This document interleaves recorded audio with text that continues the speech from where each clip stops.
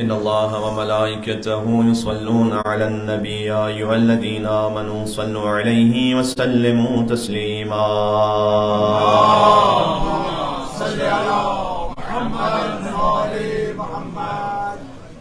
دعائے جوشن کبیر پیغمبر اکرم صلی اللہ علیہ وآلہ وسلم سے مروی ہے، اللہم صلی علی محمد وعلی محمد، جو دعا اللہ سبحانہ وتعالیٰ کی 1001 صفات پر مشتمل ہے۔ اس دعا کے 100 فقرے ہیں، اور سید الملائکہ حضرت جبرائیل علیہ السلام نے اللہ کے حکم سے یہ دعا پیغمبر خدا صلی اللہ علیہ وآلہ وسلم کو تعلیم فرمائی۔ شبہ قدر میں اس دعا کا پڑھا جانا دنیا بھر کے شیعوں کے درمیان مرسوم ہے، آپ جانتے ہیں اس بات کو۔ بعض مومنین ایک حدیث کی روح سے دعائے جوشن کبیر کو اپنے کفن پر بھی لکھواتے ہیں۔ امام سجاد علیہ السلام نے اپنے والد ماجد امام حسین علیہ السلام سے، اور آپ نے اپنے والد ماجد امام علی علیہ السلام سے، اور امام علی علیہ السلام نے اپنے روحانی باپ اور استاد رسول اللہ سے اس دعا کو بیان فرمایا۔ ایک جنگ کے دوران رسول اللہ ایک بہت بھاری زرہ پہنے ہوئے تھے جو آپ کے جسم کے لیے تکلیف دے رہی تھی۔ زرہ کو کہتے ہیں جوشن۔ تو جبرائیل نازل ہوئے اور خدا کا سلام پہنچایا اور فرمایا کہ آپ اس زرہ کو اپنے بدن سے اتار دیجئے، اس کے بجائے یہ دعا پڑھیے جو اللہ آپ کو تعلیم دے رہا ہے، اور یہ دعا آپ کے لیے اور آپ کی امت کے لیے امان کا باعث ہے۔ ایک مل کے صلوات بھیجیں رسول اللہ صلی اللہ علیہ وسلم پر۔ چونکہ زرہ کے بدلے یہ دعا پڑھی گئی لہذا اسے جوشن کبیر کہا گیا، یعنی سب سے بڑی زرہ۔ آخری جملہ یہ کہتا ہوں کہ ایک روایت یہ ہے کہ جو بھی گھر سے نکلتے وقت اس دعا کو پڑھے گا اللہ اسے محفوظ رکھے گا، اسے ثواب عطا فرمائے گا۔ جو اپنے کفن پر لکھے اللہ عذاب قبر سے محفوظ رکھے گا۔ جو اس کو رمضان کے آغاز میں پڑھے اللہ شب قدر کی فضیلت کا ادراک اسے عطا فرما دے گا، اور جو ایک مہینے میں 3 مرتبہ اسے پڑھے اللہ اسے ساری زندگی اپنے حفظ و امان میں رکھے گا۔ لہٰذا ماہ رمضان میں سے 3 مرتبہ پڑھا جاتا ہے، شب 19، شب 21 اور شب 23۔ مل کے صلوات بھیجیں محمد وعلی محمد۔ اللہم صل علی محمد وآل محمد وعجل فرجهم۔ بسم اللہ الرحمن الرحیم۔ اللہم انی اسألک باسمک یا اللہ یا رحمان یا رحیم یا کریم یا مقیم یا عظیم یا قدیم یا علیم یا حلیم یا حکیم، سبحانک یا لا الہ الا انت الغوث الغوث، خلصنا من النار یا رب یا سید السادات یا مجیب الدعوات یا رافع الدرجات یا ولی الحسنات یا غافر الخطیات یا معطی المسئلات یا قابل التوبات یا سامع الاصوات یا عالم الخفیات یا دافع البلیات، سبحانک یا لا الہ الا انت الغوث الغوث، خلصنا من النار یا رب یا خیر الغافرین یا خیر الفاتحین یا خیر الناصرین یا خیر الحاکمین یا خیر الرازقین یا خیر الوارثین یا خیر الحامدین یا خیر الذاکرین یا خیر المنزلین یا خیر المحسنین، سبحانک یا الغوث الغوث، خلصنا من النار یا رب یا من له العزة والجمال یا من له القدرة والكمال یا من له الملك والجلال یا من هو الكبير المتعال یا منشئ السحاب الثقال یا من هو شديد المحال یا من هو سريع الحساب یا من هو شديد العقاب یا من عنده حسن الثواب یا من عنده الكتاب، سبحانك يا لا إله إلا أنت الغوث الغوث، خلصنا من النار يا رب. اللهم إني أسألك باسمك يا حنان يا منان يا ديان يا برهان يا سلطان يا رضوان يا غفران يا سبحان يا مستعان يا ذا المن والبيان. سبحانك يا لا الغوث الغوث خلصنا من النار يا رب. يا من تواضع كل شيء لعظمته يا من استسلم كل شيء لقدرته يا من ذل كل شيء لعدته يا من خضع كل شيء لهيبته يا من انقاد كل شيء من خشيته يا من تشققت الجبال من مخافته يا من قامت السماوات بأمره يا من استقرت الأرضون بإذنه يا من يسبح الرعد بحمده يا من لا يعتدي على أهل مملكته. سبحانك يا لا إله إلا أنت الغوث الغوث خلصنا من النار يا رب. सलवात भेज दीजिएगा।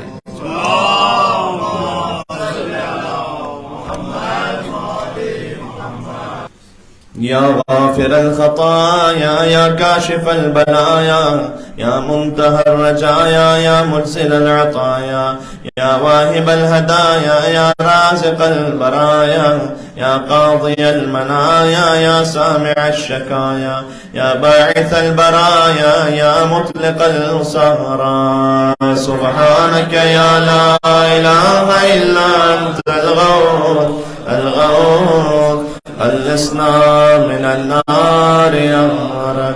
يا ذا الحمد والثناء يا ذا الفخر والبهاء يا ذا المجد والسناء يا ذا العهد والوفاء يا ذا العفو والرضا يا ذا المن والعطاء يا ذا الفصل والقضاء يا ذا العز والبقاء يا ذا الجود والسخاء يا ذا الآلاء والنعماء. سبحانك يا لا إله إلا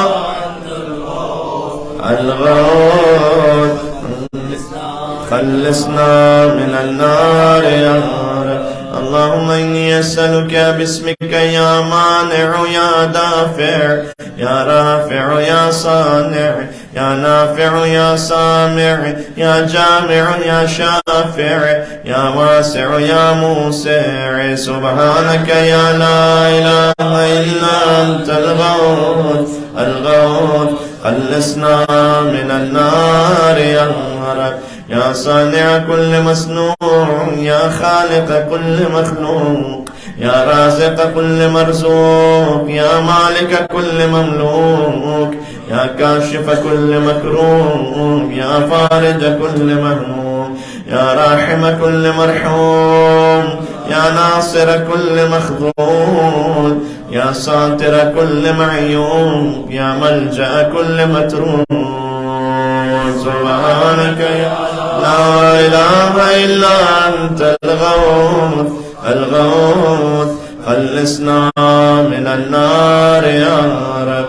يا عدتي عند شدتي يا رجائي عند مصيبتي يا مونسي عند وحشتي يا صاحبي عند غربتي يا ولي عند نعمتي يا غياثي عند كربتي يا دليلي عند حيرتي يا غناي عند افتقاري يا ملجئي عند اضطراري يا معيني عند مفزعي. سبحانك يا لا إله إلا الغوث الغوث خلصنا من النار يا رب. يا علام الغيوب يا غفار الذنوب يا ستار العيوب يا كاشف الكروب يا مقلب القلوب يا طبيب القلوب يا منور القلوب يا أنيس القلوب يا مفرج الهموم يا منفس الغموم. سبحانك يا لا إله إلا أنت الغوث الغوث، خلصنا من النار يا رب. اللهم إني أسألك باسمك يا جليل يا جميل يا وكيل يا كفيل يا دليل يا قبيل يا مديل يا منيل يا مقيل يا محيل. سبحانك يا لا إله إلا أنت الغوث الغوث، خلصنا من النار يا رب. يا دليل المتحيرين يا غياث المستغيثين يا صريخ المستصرخين يا جار المستجيرين يا أمان الخائفين يا عون المؤمنين يا راحم المساكين يا ملجأ العاصين يا غافر المذنبين يا مجيب دعوة المضطرين. سبحانك يا لا إله إلا أنت الغوث الغوث، خلصنا من النار يا رب. يا ذا الجود والإحسان يا ذا الفضل والامتنان يا ذا الأمن والأمان يا ذا القدس والسبحان يا ذا الحكمة والبيان يا ذا الرحمة والرضوان يا ذا الحجة والبرهان يا ذا العظمة والسلطان يا ذا الرأفة والمستعان يا ذا العفو والغفران. سبحانك يا لا إله إلا أنت الغوث الغوث، خلصنا من النار يا رب.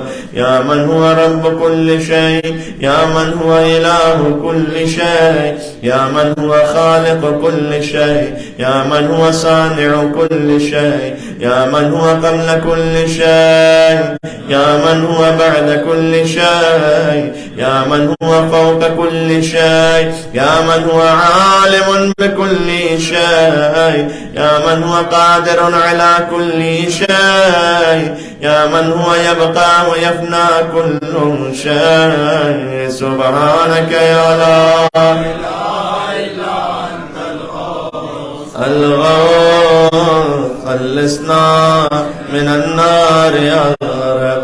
اللهم إني أسألك باسمك يا مؤمن يا مهيمن يا مكون يا ملقن يا مبين يا مهون يا ممكن يا مزين يا معلن يا مقسم. سبحانك يا لا إله إلا أنت الغوث الغوث، خلصنا من النار يا رب. يا من هو في ملكه مقيم يا من هو في سلطانه قديم يا من هو في جلاله عظيم يا من هو على عباده رحيم يا من هو بكل شيء عليم يا من هو بمن عصاه حليم يا من هو بمن رجاه كريم يا من هو في صنعه حكيم يا من هو في حكمته لطيف يا من هو في لطفه قديم. سبحانك يا لا إله إلا أنت الغوث الغوث، خلصنا من النار يا رب. يا من لا يرجى إلا فضله يا من لا يسأل إلا عفوه يا من لا ينذر إلا بره يا من لا يخاف إلا عدله يا من لا يدوم إلا ملكه يا من لا سلطان إلا سلطانه يا من وسعت كل شيء رحمته يا من سبقت رحمته غضبا يا من أحاط بكل شيء علمه يا من ليس أحد مثله. سبحانك يا لا إله إلا أنت الغوث الغوث، خلصنا من النار يا رب. يا فارج الهم يا كاشف الغم يا غافر الذنب يا قابل التوب يا خالق الخلق يا صادق الوعد يا موفي العهد يا عالم السر يا خالق الحب يا رازق الأنام. سبحانك يا لا الغوث خلصنا من النار يا رب.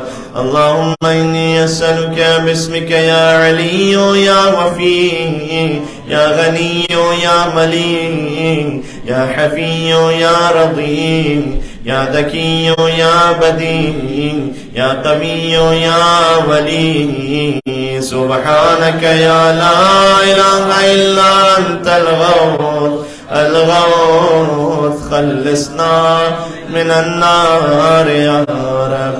يا من أظهر الجميل يا من ستر القبيح يا من لم يؤاخذ بالجريرة يا من لم يهتك الستر يا عظيم العفو يا حسن التجاوز يا واسع المغفرة يا باسط اليدين بالرحمة يا صاحب كل نجوى يا منتهى كل شكوى. سبحانك يا لا إله إلا الغوث خلصنا من النار يا رب. يا ذا النعمة السابغة يا ذا الرحمة الواسعة يا ذا المنة السابقة يا ذا الحكمة البالغة يا ذا القدرة الكاملة يا ذا الحجة القاطعة يا ذا الكرامة الظاهرة يا ذا العزة الدائمة يا ذا القوة المتينة يا ذا العظمة المنيعة. سبحانك يا لا إله إلا أنت الغوث خلصنا من النار يا رب. يا بديع السماوات يا جاعل الظلمات يا راحم العبرات يا مقيل العثرات يا ساتر العورات يا محيي الأموات يا منزل الآيات يا مضاعف الحسنات يا ماحي السيئات يا شديد النقمات. سبحانك يا لا إله إلا أنت الغوث خلصنا من النار يا رب. اللهم إني أسألك باسمك يا مصور يا مقدر يا مدبر يا مطهر يا منور يا ميسر يا مبشر يا منذر يا مقدم يا مؤخر. سبحانك يا لا إله إلا أنت الغوث خلصنا من النار يا رب. يا رب البيت الحرام يا رب الشهر الحرام يا رب البلد الحرام يا رب الركن والمقام يا رب المشعر الحرام يا رب المسجد الحرام يا رب الحل والحرام يا رب النور والظلام يا رب التحية والسلام يا رب القدرة في الأنام. سبحانك يا لا إله إلا أنت الغوث خلصنا من النار يا رب. يا أحكم الحاكمين يا أعدل العادلين يا أصدق الصادقين يا أطهر الطاهرين يا أحسن الخالقين يا أسرع الحاسبين يا أسمع السامعين يا أبصر الناظرين يا أشفع الشافعين يا أكرم الأكرمين.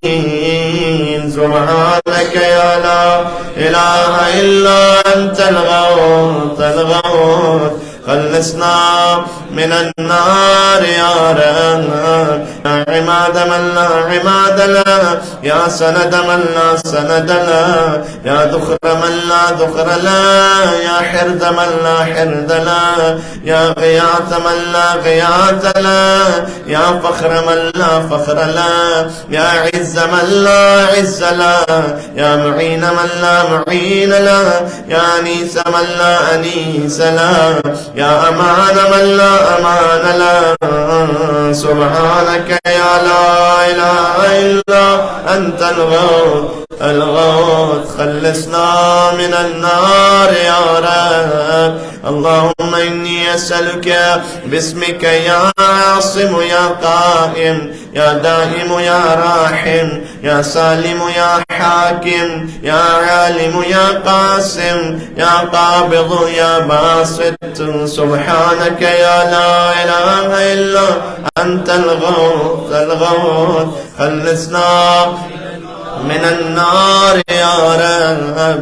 يا عاصم من استعصم، يا راحم من استرحم، يا غافر من استغفر، يا ناصر من استنصر، يا حافظ من استحفظ، يا مكرم من استكرم، يا مرشد من استرشد، يا صريخ من استصرخ، يا معين من استعان، يا مغيث من استغاث. سبحانك يا لا إله إلا أنت الغوث الغوث، خلصنا من النار يا رب. يا عزيزا لا يضام، يا لطيفا لا يرام، يا قيوما لا ينام، يا دائما لا يفوت، يا حيا لا يموت، يا ملكا لا يزول، يا باقيا لا يفنى، يا عالما لا يجهل، يا صمدا لا يطعم، يا قويا لا يضعف. سبحانك يا لا إله إلا أنت الغوث الغوث، خلصنا من النار يا رب. اللهم إني أسألك باسمك يا أحد يا واحد، يا شاهد يا ماجد، يا حامد يا راشد، يا باعث يا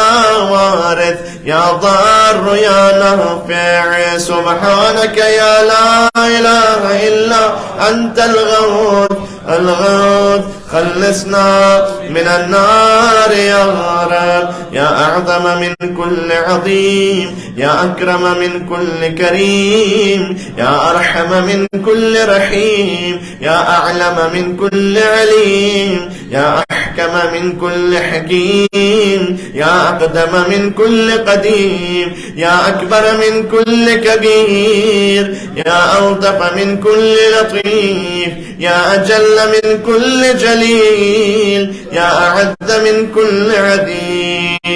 سبحانك يا لا الغوث الغوث، خلصنا من النار يا رب. يا كريم الصفح يا عظيم المن، يا كثير الخير يا قديم الفضل، يا دائم اللطف يا لطيف الصنع، يا منفس الكرب يا كاشف الضر، يا مالك الملك يا قاضي الحق. سبحانك يا لا إله إلا أنت الغوث الغوث، خلصنا من النار يا رب. يا من هو في عهده وفيه، يا من هو في وفائه قوي، يا من هو في قوته علي، يا من هو في علومه قريب، يا من هو في قربه لطيف، يا من هو في لطفه شريف، يا من هو في شرفه عزيز، يا من هو في عزه عظيم، يا من هو في عظمته مجيد، يا من هو في مجده حميد. سبحانك يا الغوث الغوث، خلصنا من النار يا رب. الله اللهم إني أسألك باسمك يا كافي يا شافي يا وافي يا معافي يا هادي يا داعي يا قاضي يا راضي يا علي يا باقي سبحانك يا لا إله إلا أنت الغوث الغوث خلصنا من النار يا رب يا من كل شيء خاضع له يا من كل شيء خاشع له يا من كل شيء كائن له يا من كل شيء موجود به يا من كل شيء منيب إليه يا من كل شيء خائف منه يا من كل شيء قائم به يا من كل شيء صائر إليه يا من كل شيء يسبح بحمده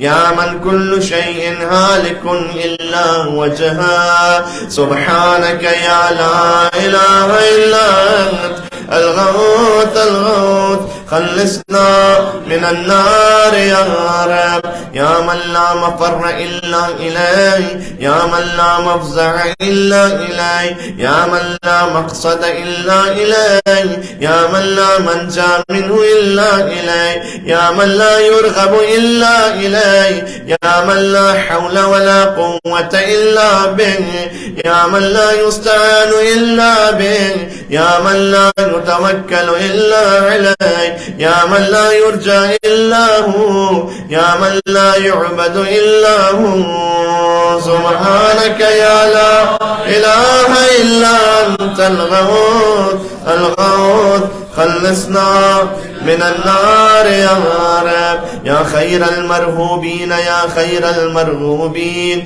يا خير المطلوبين يا خير المسؤولين يا خير المقصودين يا خير المذكورين يا خير المشكورين يا خير المحبوبين يا خير المدعوبين يا خير المستأنسين سبحانك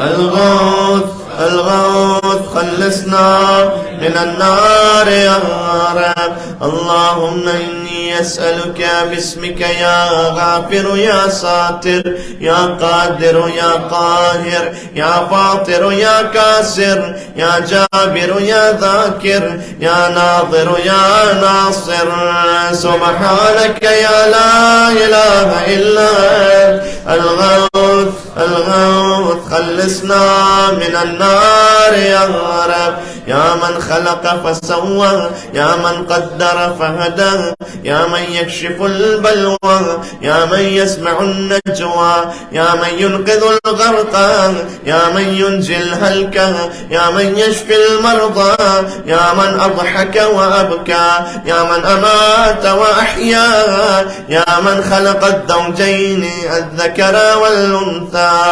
سبحانك يا لا إله إلا أنت الغوث الغوث خلصنا من النار يا رب يا من في البر والبحر سبيل يا من في الآفاق آيات يا من في الآيات برهان يا من في الممات قدرة يا من في القبور عبرة يا من في القيامة ملك يا من في الحساب هيبة يا من في الميزان قضاء يا من في الجنة ثواب يا من في النار عقاب سبحانك يا لا إله إلا أنت الغوث الغوث خلصنا من النار يا رب يا من إليه يهرب الخائفون يا من إليه يفزع المذنبون يا من إليه يقصد المنيبون يا من إليه يرغب الزاهدون يا من إليه يلجأ المتحيرون يا من به يستأنس المريدون يا من به يفتخر المحبون يا من في عفوه يدمع الخاطئون يا من إليه يسكن الموقنون يا من عليه يتوكل المتوكلون سبحانك يا الغوث الغوث خلصنا من النار يا رب. اللهم إني أسألك باسمك يا حبيب يا طبيب يا قريب يا رقيب يا حسيب يا مهيب يا مثيب يا مجيب يا خبير يا بصير. سبحانك يا لا إله إلا أنت الغوث الغوث. خلصنا من النار يا رب. يا أقرب من كل قريب يا أحب من كل حبيب يا أبصر من كل بصير يا أخبر من كل خبير يا أشرف من كل شريف يا أرفع من كل رفيع يا أقوى من كل قوي يا أغنى من كل غني يا أجود من كل جواد يا أرأف من كل رؤوف. سبحانك يا لا إله إلا أنت الغوث الغوث. خلصنا من النار يا رب. يا غالبا غير مغلوب يا صانعا غير مصنوع يا خالقا غير مخلوق يا مالكا غير مملوك يا قاهرا غير مقهور يا رافعا غير مرفوع يا حافظا غير محفوظ يا ناصرا غير منصور يا شاهدا غير غائب يا قريبا غير بعيد. سبحانك يا لا إله إلا الغوث الغوث. خلصنا من النار يا رب. يا نور النور يا منور النور يا خالق النور يا مدبر النور يا مقدر النور يا نور كل نور يا نورا قبل كل نور يا نورا بعد كل نور يا نورا فوق كل نور يا نورا ليس كمثله نور. سبحانك يا لا إله إلا الغوث الغوث. يا من عطاؤه شريف يا من عطاؤه شريف يا من فعله لطيف يا من لطفه مقيم يا من إحسانه قديم يا من قوله حق يا من وعده صدق يا من عفوه فضل يا من عذابه عدل يا من ذكره حلم يا من فضله عميم. سبحانك يا لا إله إلا أنت الغوث الغوث. خلصنا من النار يا رب.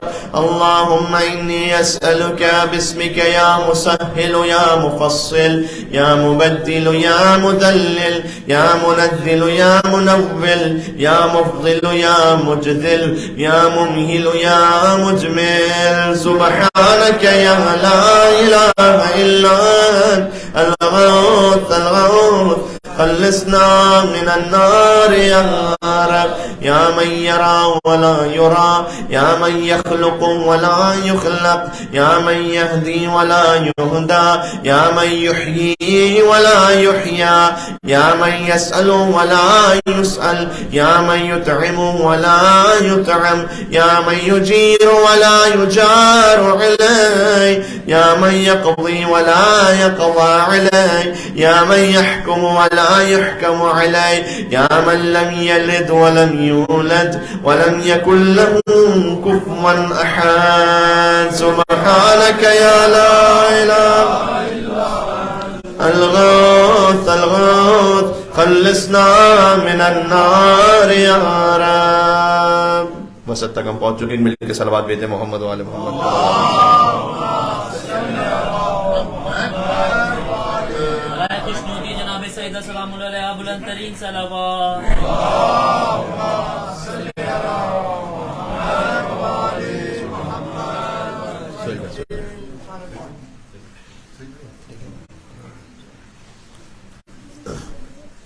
पर दीगर नारे सलावात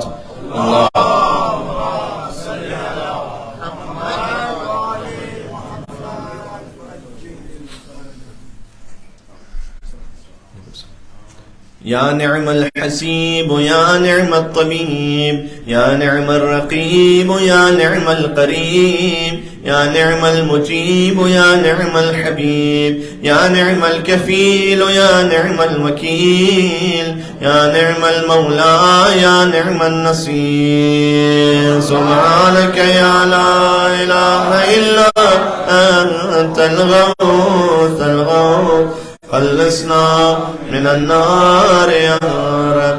يا سرور العارفين يا منى المحبين يا أنيس المريدين يا حبيب التوابين يا رازق المقلين يا رجاء المذنبين يا قرة عين العابدين يا منفس عن المكروبين يا مفرج عن المغمومين يا إله الأولين والآخرين.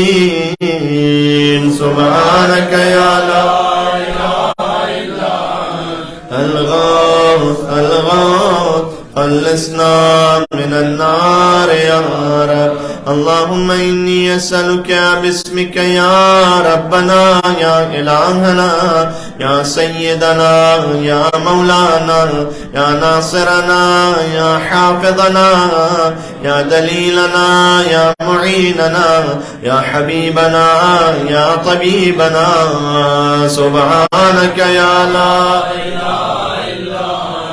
الغوث الغوث خلصنا من النار يا رب. يا رب النبيين والأبرار يا رب الصديقين والأخيار يا رب الجنة والنار يا رب الصغار والكبار يا رب الحبوب والثمار يا رب الأنهار والأشجار يا رب الصحاري والقفار يا رب البراري والبحار يا رب الليل والنهار يا رب الإعلان والإسرار. سبحانك يا لا إله إلا أنت الغوث الغوث خلصنا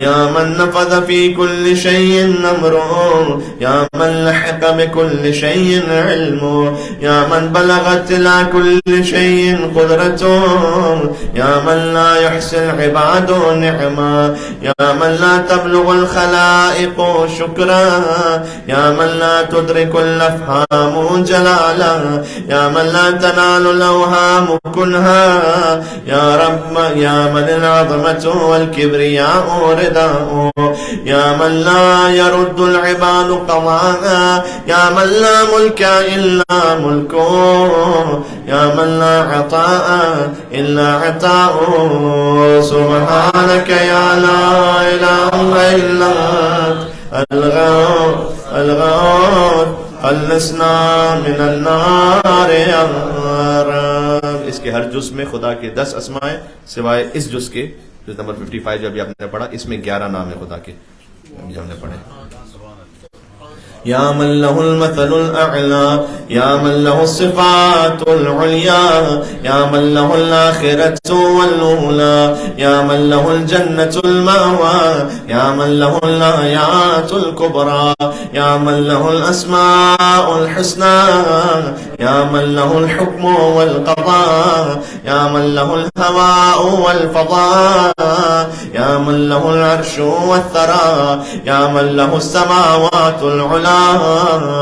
سبحانك يا لا إله إلا أنت الغوث الغوث خلصنا من النار يا رب.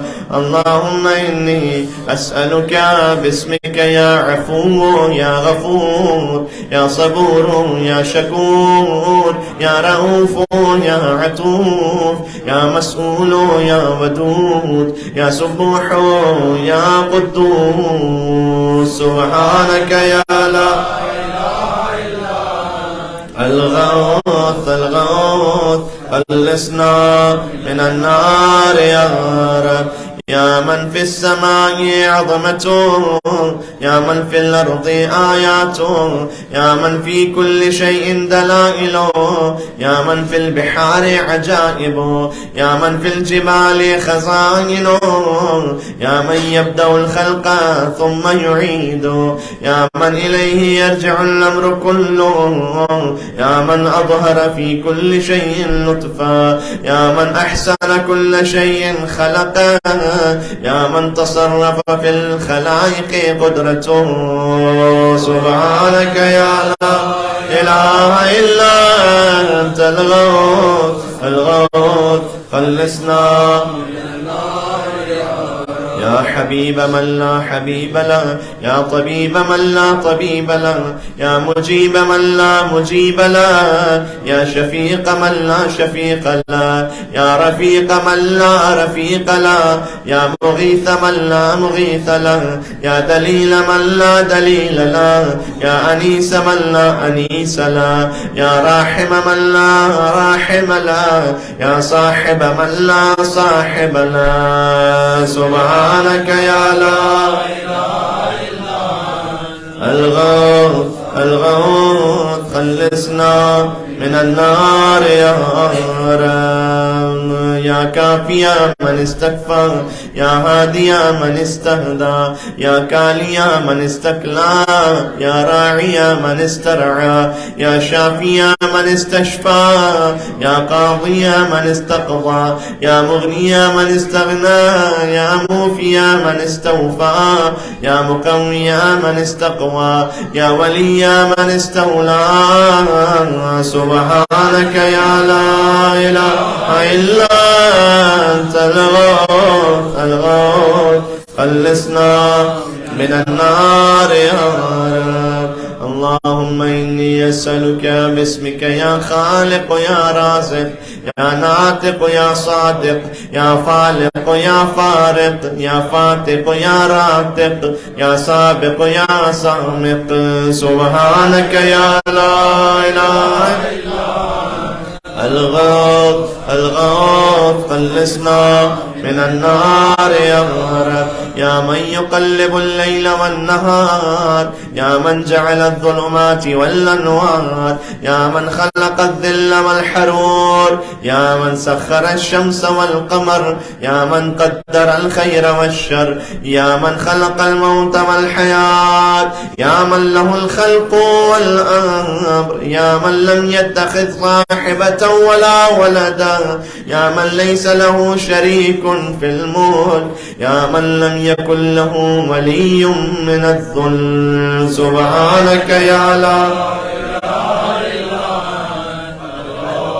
إلا الغوث، خلصنا من النار يا رب. يا من يعلم مراد المريدين، يا من يعلم ضمير الصامتين، يا من يسمع عنين الواهنين، يا من يرى بكاء الخائفين، يا من يملك حوائج السائلين، يا من يقبل عذر التائبين، يا من لا يصلح عمل المفسدين، يا من لا يضيع أجر المحسنين، يا من لا يبعد عن قلوب العارفين، يا أجود الأجودين. سبحانك يا لا إله إلا الغوث الغوث، خلصنا من النار يا رب. يا دائم البقاء، يا سامع الدعاء، يا واسع العطاء، يا غافر الخطا، يا بديع السماء، يا حسن البلاء، يا جميل الثناء، يا قديم السناء، يا كثير الوفاء، يا شريف الجزاء. سبحانك يا لا إله إلا أنت الغوث الغوث، خلصنا من النار يا رب. اللهم إني أسألك باسمك يا ستار يا غفار يا قهار يا جبار يا صبار يا بار يا مختار يا فتاح يا نفاح يا مرتاح. سبحانك يا لا إله إلا أنت الغوث الغوث، خلصنا من النار يا رب. يا من خلقني وسواني، يا من رزقني ورباني، يا من أطعمني وسقاني، يا من قربني وأدناني، يا من عصمني وكفاني، يا من حفظني وكلاني، يا من أعزني وأغناني، يا من وفقني وهداني، يا من آنسني وآواني، يا من أماتني وأحياني. سبحانك يا لا إله إلا أنت الغوث الغوث، خلصنا من النار يا رب. يا من يحق الحق بكلماته، يا من يقبل التوبة عن عباده، يا من يحول بين المرء وقلبه، يا من لا تنفع الشفاعة إلا بإذنه، يا من هو أعلم بمن ضل عن سبيله، يا من لا معقب لحكمه، يا من لا راد لقضائه، يا من انقاد كل شيء لأمره، يا من السماوات مطويات بيمينه، يا من يرسل الرياح بشرا بين يدي رحمته. سبحانك يا لا إله إلا أنت الغوث، خلصنا من النار يا رب. يا من جعل الأرض مهادا، يا من جعل الجبال أوتادا، يا من جعل الشمس سراجا، يا من جعل القمر نورا، يا من جعل الليل لباسا، يا من جعل النهار معاشا، يا من جعل النوم سباتا، يا من جعل السماء بناء، يا من جعل الأشياء أزواجا، يا من جعل النار مرصادا. سبحانك يا لا إله إلا أنت الغوث الغوث، خلصنا من النار يا رب. اللهم إني أسألك باسمك يا سميع يا شفيع يا رفيع يا منيع يا سريع يا بديع يا كبير يا قدير يا خبير يا مجير. سبحانك يا لا إله إلا أنت الغوث الغوث، خلصنا من النار يا رب. يا حيا قبل كل حي، يا حيا بعد كل حي، يا حي الذي ليس كمثله حي، يا حي الذي لا يشاركه حي، يا حي الذي لا يحتاج إلى حي، يا حي الذي يميت كل حي، يا حي الذي يرزق كل حي، يا حيا لم يرث الحياة من حي، يا حي الذي يحيي الموتى، يا حي يا قيوم لا تأخذه سنة ولا نوم. سبحانك يا لا إله إلا أنت الغوث الغوث، خلصنا من النار يا رب. يا من له ذكر لا ينسى، يا من له نور لا يطفى، يا من له نعم لا تعد، يا من له ملك لا يزول، يا من له ثناء لا يحصى، يا من له جلال لا يكيف، يا من له كمال لا يدرك، يا من له قضاء لا يرد، يا من له صفات لا تبدل، يا من له نعوت لا تغير. سبحانك يا لا إله إلا أنت الغوث الغوث، خلصنا من النار يا رب. يا رب العالمين، يا مالك يوم الدين، يا غاية الطالبين، يا ظهر اللاجين، يا مدرك الهاربين، يا من يحب الصابرين، يا من يحب التوابين، يا من يحب المتطهرين، يا من يحب المحسنين، يا من هو أعلم بالمهتدين. سبحانك يا لا إله إلا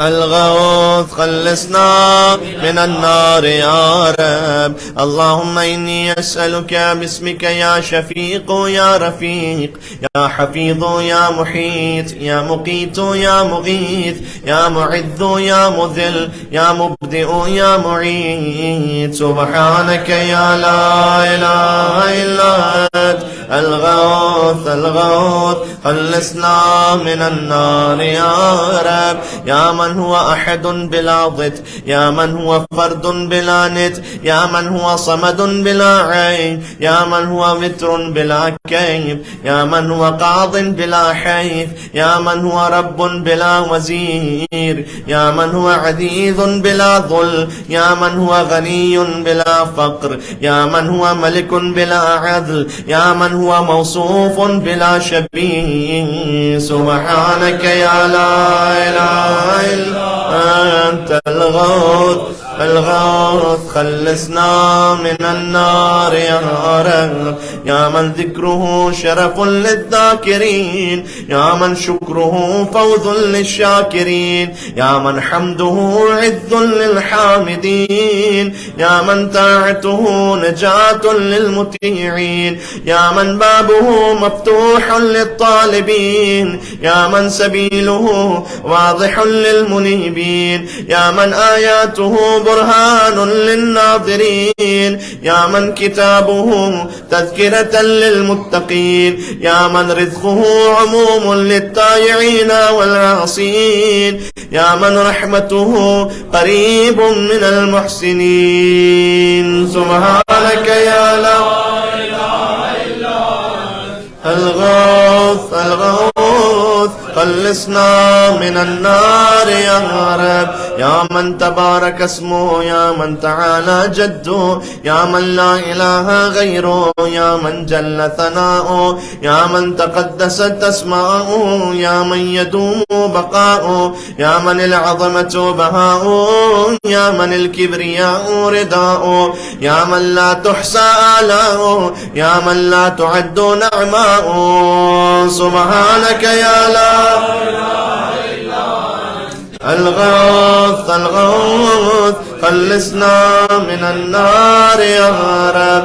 اللهم إني أسألك باسمك يا معين يا أمين يا مبين يا متين يا مكين يا رشيد يا حميد يا مجيد يا شديد يا شهيد. سبحانك يا لا إله إلا أنت الغوث الغوث خلصنا يا ذا العرش المجيد يا ذا القول السديد يا ذا الفعل الرشيد يا ذا البطش الشديد يا ذا الوعد والوعيد يا من هو الولي الحميد يا من هو فعال لما يريد يا من هو قريب غير بعيد يا من هو على كل شيء شهيد يا من هو ليس بظلام للعبيد. سبحانك يا الغوث الغوث خلصنا من النار يا من لا شريك له ولا وزير يا من لا شبيه له ولا نظير يا خالق الشمس والقمر المنير يا مغني البائس الفقير يا رازق الطفل الصغير يا راحم الشيخ الكبير يا جابر العظم الكسير يا عصمة الخائف المستجير يا من هو بعباده خبير بصير يا من هو على كل شيء قدير. سبحانك يا الغوث الغوث خلصنا من النار يا رب. يا ذا الجود والنعم يا ذا الفضل والكرم يا خالق اللوح والقلم يا بارئ الذر والنسم يا ذا البأس والنقم يا ملهم العربي والعجم يا كاشف الضر والألم يا عالم السر والهمم يا رب البيت والحرم يا من خلق الأشياء من العدم. سبحانك يا لا إله إلا أنت الغوث الغوث خلصنا من النار يا رب. اللهم إني أسألك باسمك يا فاعل يا جاعل يا قابل يا كامل يا فاصل يا واصل يا عادل يا غالب يا طالب يا واهب.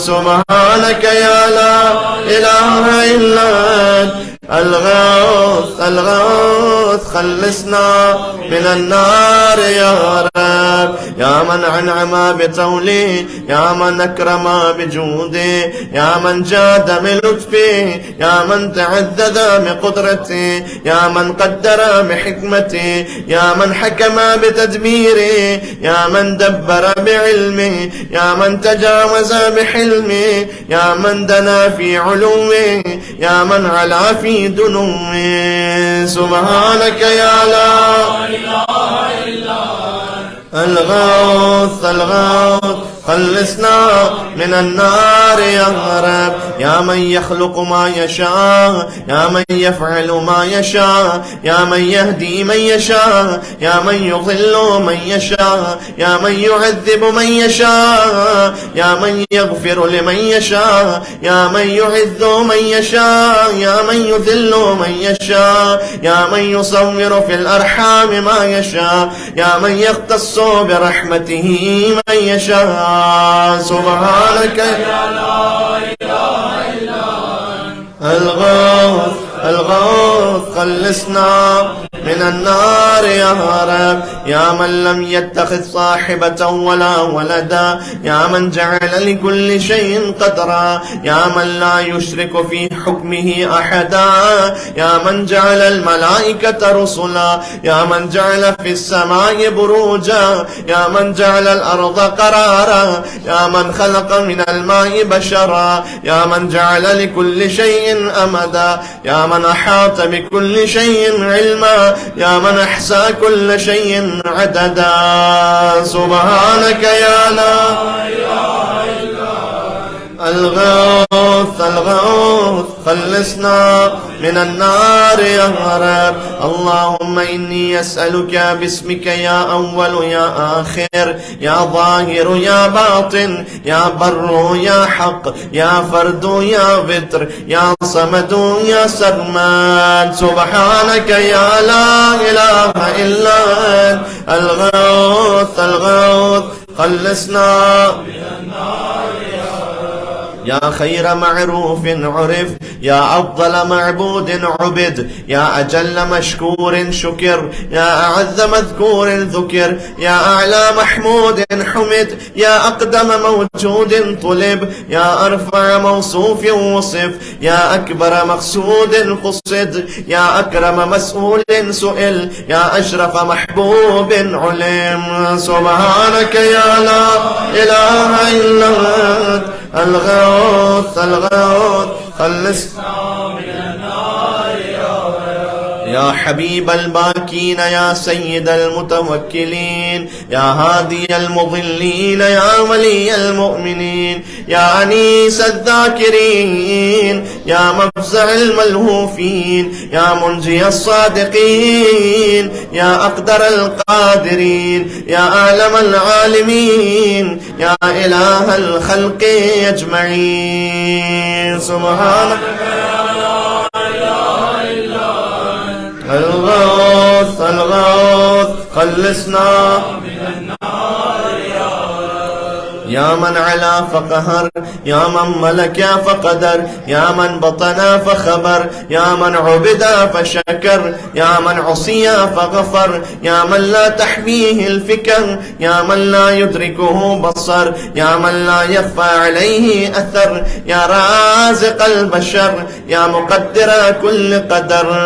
سبحانك يا لا إله إلا الغوث الغوث من النار يا رب. اللهم إني أسألك باسمك يا حافظ يا باري يا ذارئ يا باذخ يا فارج يا فاتح يا كاشف يا ضامن يا آمر يا ناهي. سبحانك يا لا إله إلا أنت الغوث الغوث خلصنا يا من لا يعلم الغيب إلا هو، يا من لا يصرف السوء إلا هو، يا من لا يخلق الخلق إلا هو، يا من لا يغفر الذنب إلا هو، يا من لا يتم النعمة إلا هو، يا من لا يقلب القلوب إلا هو، يا من لا يدبر الأمر إلا هو، يا من لا ينزل الغيث إلا هو، يا من لا يبسط الرزق إلا هو، يا من لا يحيي الموتى إلا هو. سبحانك يا لا إله إلا أنت الغوث الغوث خلصنا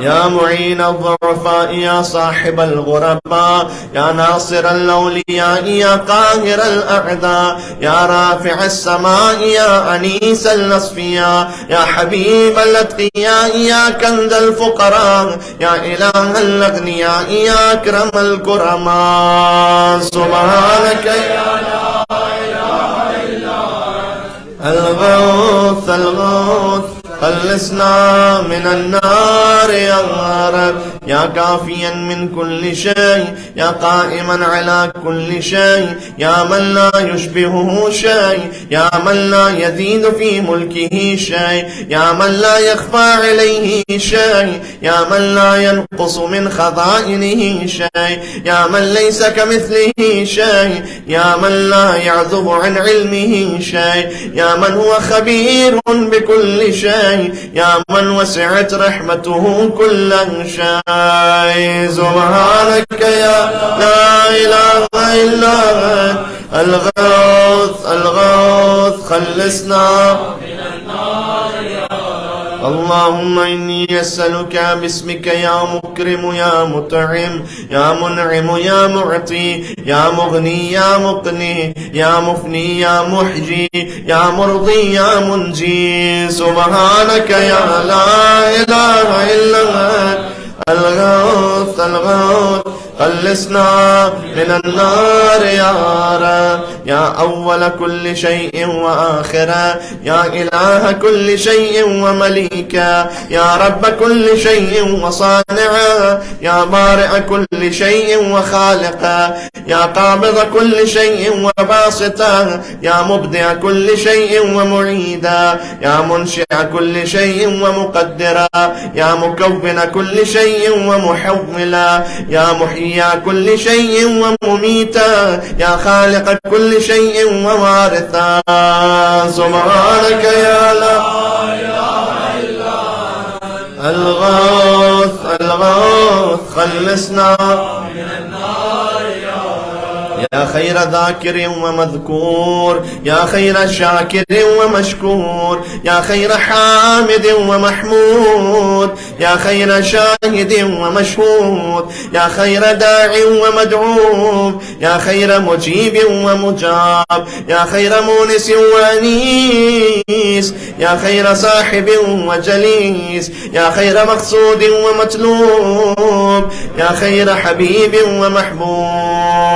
سبحانك يا لا إله إلا الغوث الغوث خلصنا من النار يا رب يا من هو لمن دعاه مجيب يا من هو لمن أطاعه حبيب يا من هو إلى من أحبه قريب يا من هو بمن استحفظه رقيب يا من هو بمن رجاه كريم يا من هو بمن عصاه حليم يا من هو في عظمته رحيم يا من هو في حكمته عظيم يا من هو في إحسانه قديم يا من هو بمن أراده عليم. سبحانك يا لا إله إلا الغوث الغوث خلصنا من النار يا رب.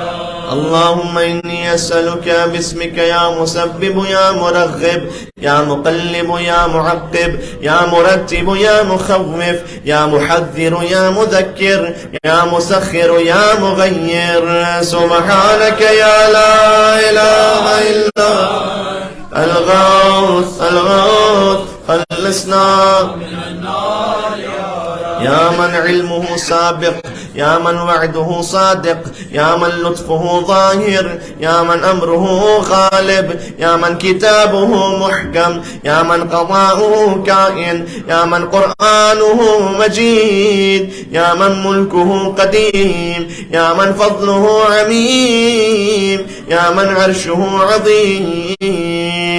سبحانك يا لا إله إلا أنت الغوث الغوث، خلصنا من النار يا رب. يا من لا يشغله سمع عن سمع، يا من لا يمنعه فعل عن فعل، يا من لا يلهيه قول عن قول، يا من لا يغلطه سؤال عن سؤال، يا من لا يحجبه شيء عن شيء، يا من لا يبرمه إلحاه الملحين، يا من هو غاية مراد المريدين، يا من هو منتهى همم العارفين، يا من هو منتهى طلب الطالبين، يا من لا يخفى عليه ذرة في العالمين.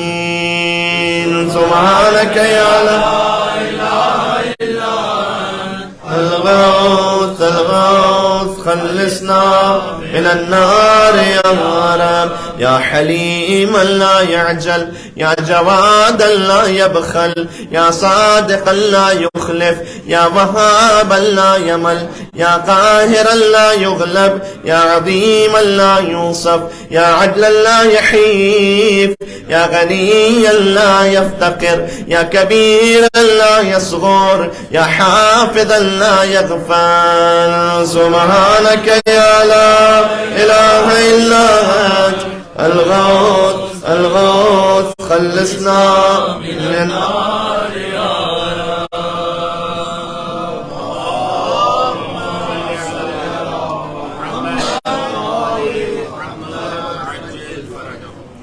اللہ کا ذکر ہوا ہے جوشن کبیر سے، چاہتا ہوں ولی اللہ کا ذکر ہو جائے آخر میں منزل مصائب پر۔ علی سے بڑھ کر کوئی اللہ کا ولی نہیں ہے۔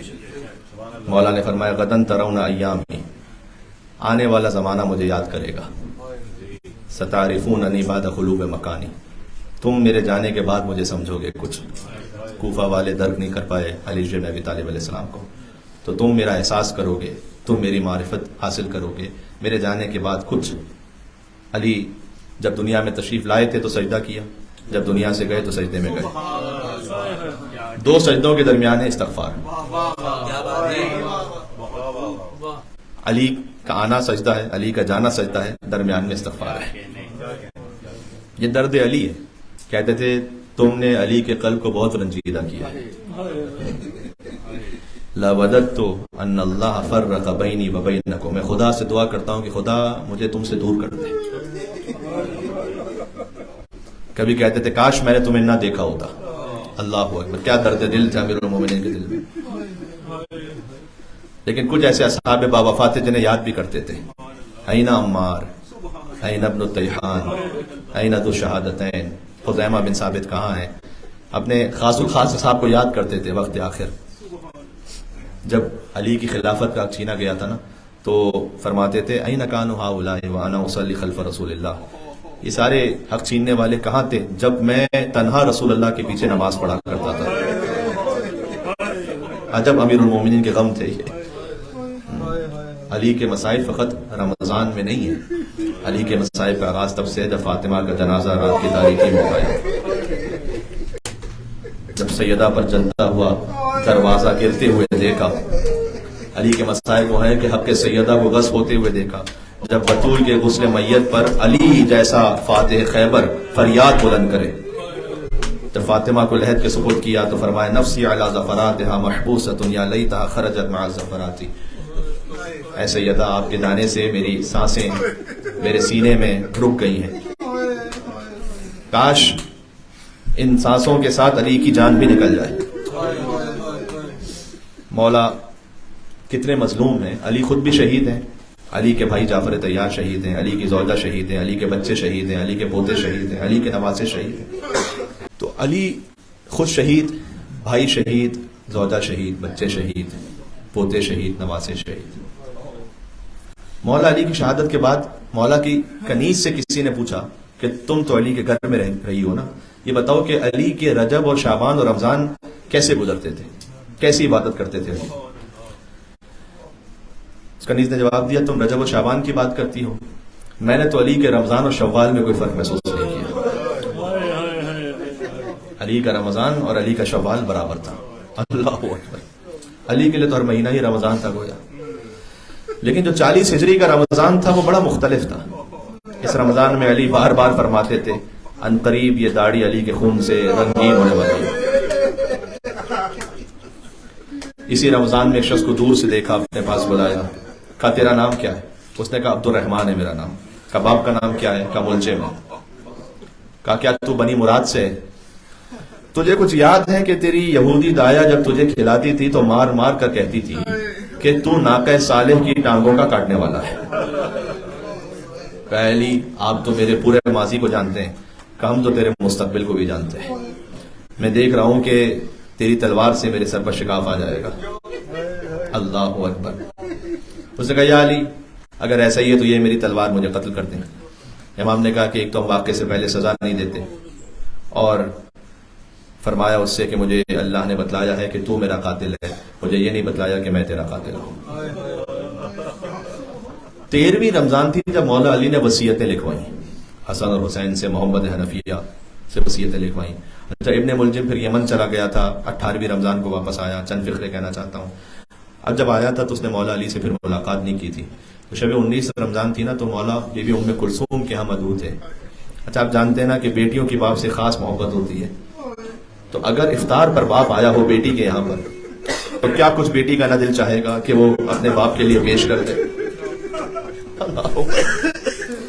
لیکن بی بی ام کلثوم علی کے مزاج کو جانتی ہے نا، مزاج شناس بیٹی ہے، لہذا بہت مختصر غذا رکھی، پہلے ہی بڑی مختصر غذا رکھی۔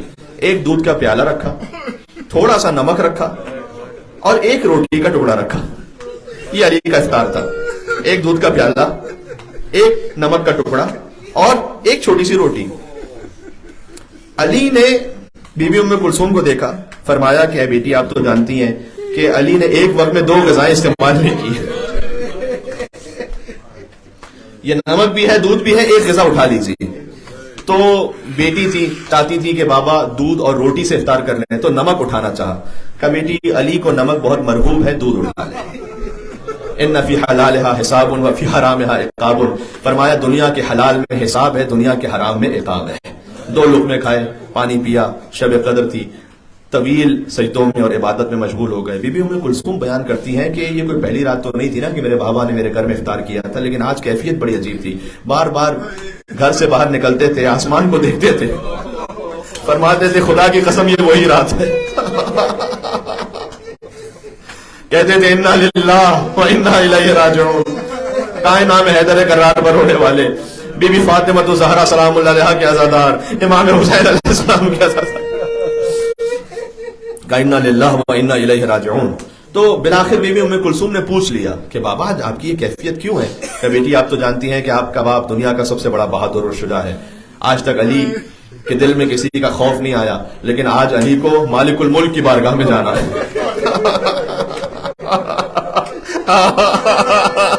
یا امیر المومنین یا حیدر کرار، آج علی کو قادر مطلق کی بارگاہ میں جانا ہے۔ بس ابھی یہ مولا گفتگو فرما رہے تھے کہ گھر کے باہر تلواروں کی جھنکار کی آواز سنائی دی۔ مولا علی گھر سے باہر تشریف لائے تو دیکھا حذیفہ یمانی 40 جوانوں کے ساتھ علی کے گھر کا پہرا دے رہے تھے۔ مولا نے کہا حذیفہ یہاں میرے گھر سے باہر کیوں آئے ہو؟ کہ مولا آپ روز یہ فرماتے ہیں کہ میری زندگی کا آخری رمضان ہے اور ان قریب علی کی داڑھی خون سے خضاب ہونے والی ہے، تو تف ہے ہماری زندگیوں پر کہ اگر ہمارے ہوتے ہوئے کوئی آپ تک پہنچ جائے مولا، تو ہم نے یہ ارادہ کیا ہے کہ اب ہم آپ کے گھر کی حفاظت کریں گے تاکہ کوئی آپ تک پہنچنے نہ پائے۔ مولا علی نے حذیفہ سے پوچھا یہ بتلاؤ حذیفہ میں کون ہوں؟ کہ مولا آپ میرے امام ہیں۔ کہ تمہیں امام حکم دیتا ہے اپنے گھر واپس چلے جاؤ۔ یہ وہ علی ہے جس نے موت کو خود اپنے اختیار سے قبول فرمایا ہے، سبحان اللہ۔ کہ میں تمہیں حکم دیتا ہوں اپنے گھر واپس چلے جاؤ۔ اب حذیفہ یہ کہتے ہیں کہ میں جوانوں کے ساتھ واپس تو ہوا، لیکن میں مڑ مڑ کر علی کا چہرہ دیکھتا جاتا تھا کہ کہیں یہ وہی رات نہ ہو۔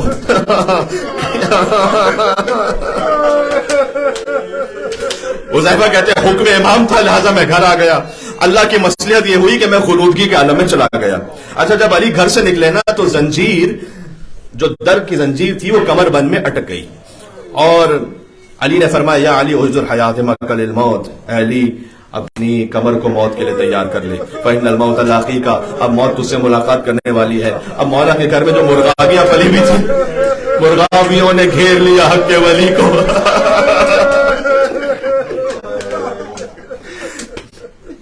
انہوں نے منقاروں میں علی کا لباس تھام لیا۔ مولا نے فرمایا انہیں دانا پانی دے سکو تو انہیں اپنے گھر میں رکھنا ورنہ آزاد کر دینا۔ علی پسند نہیں کرتا کہ اس کے گھر میں کوئی جانور بھوکا پیاسا رہ جائے۔ اللہ اکبر۔ اسی کوفہ کے بازار میں سکینہ، سوال ہے آپ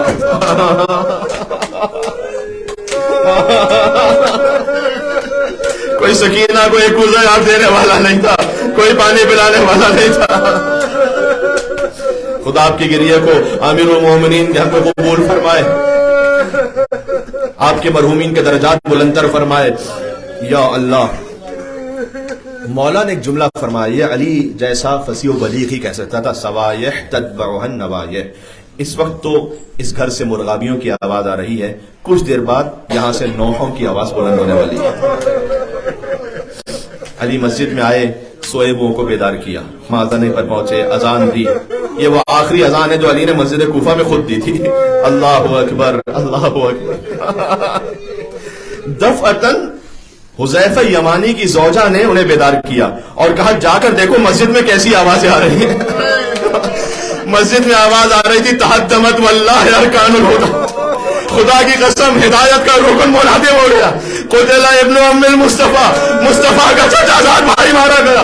قتل علی المرتضیٰ، یہ آسمان سے صدایں آ رہی تھی علی مار دیا گئے۔ ابن ملجم کی تلوار چلی، علی کا منز تو پارا ہو گیا تھا۔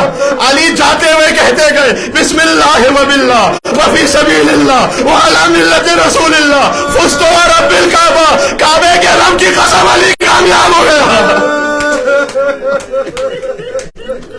اولین اور آخرین میں سوائے حجت کے کوئی جملہ کہہ نہیں سکتا عزیزوں۔ فزت ورب الکعبہ، کعبے کے رب کی قسم علی کامیاب ہو گیا۔ علی نے آخری جملہ کہتا ہوں مسجد کی خاک اپنے سر پر رکھی اور قرآن ناطق نے قرآن صامت پڑھنا شروع کیا۔ منہا خلقناکم، اسی مٹی سے خلق کیے گئے، وفیہا نعیدکم، اسی میں پلٹائے جائیں گے، ومنہا نخرجکم تارۃ اخری، اسی مٹی سے دوبارہ اٹھائے جائیں گے۔ وصلی بایماء، مقتل میں ہے کہ بقیہ نماز علی نے اشارے سے مکمل فرمائی۔ ہاتھوں کو جوڑ کے عرض کروں گا مولا ان تمام مصائب کے بعد آپ کا سر زخمی تو ضرور ہے سجدے میں، لیکن سجدے سے خود سر آپ نے اٹھا لیا تھا، لیکن لا یومک یومک یا ابا عبداللہ الحسین، حسین کا سر سجدے سے خود نہ اٹھ سکا۔ صدا کی علاقت قتل الحسین میں کربلا، علاقت قتل الحسین میں کربلا، حسین کربلا میں سما ہو گئے، حسین کا سر لو کے نیزہ پر بلند ہوا۔ دور سے بیٹے نے دیکھا سلام علیکم ابا عبداللہ۔ ایک آخری جملہ اور کہتا ہوں، علی کی بیٹیوں نے آواز سنی، علی کی بیٹیاں گھر کے دروازے پر آ گئیں، فرمایا واہ ابتا واہ علیہ، اے ہمارے بابا۔ علی کا زخمی سر دیکھا، میں کہوں گا کربلا میں بھی ایک بیٹی نے باپ کا زخمی سر دیکھا، لیکن وہ جسم سے جدا ہو چکا تھا، لیکن وہ فریاد کرتی تھی من الذی قطع وریدک، بابا آپ کی گردن کی رگیں کس نے کاٹی؟ من الذی خضب شیبک بدمائک، بابا آپ کی داڑھی کو خون سے رنگین کس نے کیا؟ جیسے حسین مارے گئے ویسے کوئی۔ جب بیٹی کی گود میں باپ کا سر تھا، اتنے تماچے لگے کہ رخساروں کا رنگ بدل گیا۔ آپ کی صدائیں بلند ہیں۔ دیکھیں جب بھی حتیٰ شب مصائب امام علی جب آتی ہے نا، تب بھی میں نے کسی کتاب میں یہ نہیں دیکھا کہ آج شب زیارتی علی ہے، بلکہ اعمال کی کتاب میں لکھا ہوتا ہے آج شب زیارتی حسین ہے۔ شب 19 رمضان بھی زیارت ہے حسین، شب 21 رمضان بھی کہا حسین کی زیارت کرو۔ علی کے مصائب کی رات ہوتی ہے لیکن کہا حسین کی زیارت کرو۔ سبحان اللہ۔ اپنے دلوں کو کربلا لے کر چلے، السلام علی الحسین وعلی علي بن الحسين ما شاء الله. وعلى أولاد وعلى أصحاب الحسين